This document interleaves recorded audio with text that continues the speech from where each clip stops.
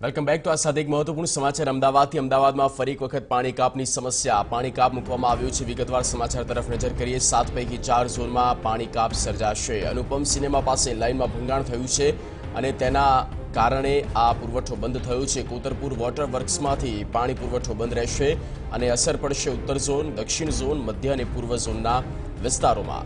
19મી ફેબ્રુઆરી સાંજનો અને 20મી તારીખે સવારે પાણી કાપ રહેશે. આ બંને દિવસે આ બંને સમય દરમિયાન પાણી નહીં છોડવામાં આવે, પાણી આપવામાં નહીં આવે, કારણ કે અનુપમ સિનેમા જ્યાં આવેલી છે ત્યાં ભંગાણ પડ્યું છે. કામગીરી શરૂ કરવામાં આવશે.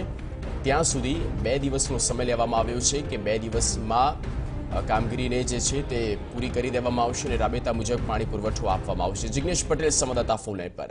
જિગ્નેશ, અનુપમ સિનેમા પાસે લાઇનમાં ભંગાણ અને તેની અસર કયા કયા ઝોનમાં?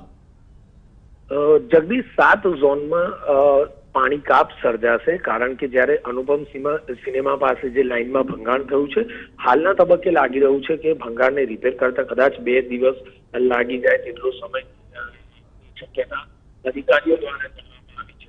કોતરપુર વોટર વર્ક્સમાં જે પાણીનો પુરવઠો થતો હોય છે તે આ લાઇનમાંથી પસાર થતો હોય છે અને કોતરપુરમાં જી જિગ્નેશ, આભાર. આ તમામ માહિતી અને પૂરી અપડેટ